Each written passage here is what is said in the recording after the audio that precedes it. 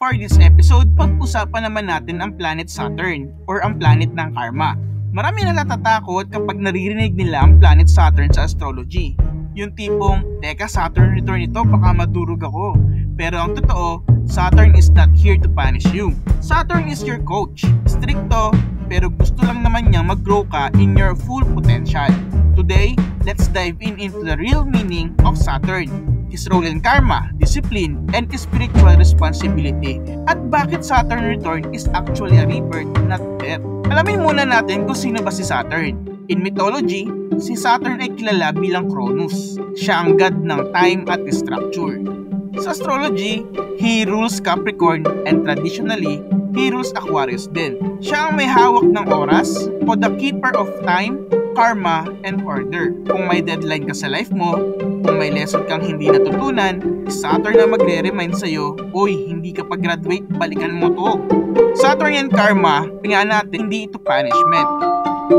Karma means cause and effect. Kung ano ang tinanim, siya rin ang aanihin kung hindi mo pa natututunan ng lesson noon, or ni Saturn. Hindi para saktan ka, kundi para i-correct ang pattern.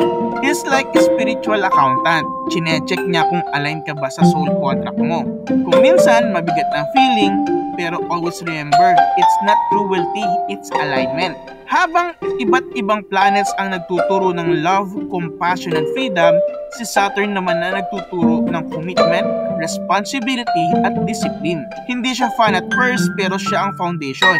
Gusto niya, gawin mo ang dapat, hindi lang ang gusto. Matuto ng patience at mag-grow sa inner strength. Because deep down, Saturn wants you to be a self-sufficient and strong.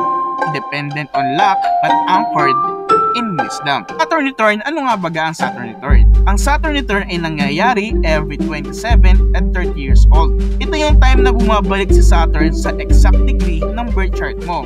Parang sinasabi niya, okay, time's up, natuto ka ba? Usually na to sa first Saturn return at the age of 27 to 30. Ang second Saturn return naman is at the age of 57 to 60. Sa panahon na ito, madalas tayong magpalit ng career, paghiwalay o mag-commit sa iba, makaramdam ng quarter life crisis or midlife crisis. Malalaman mo kung saan ka ba talaga tatayo sa buhay. It's not breakdown, it's breakthrough.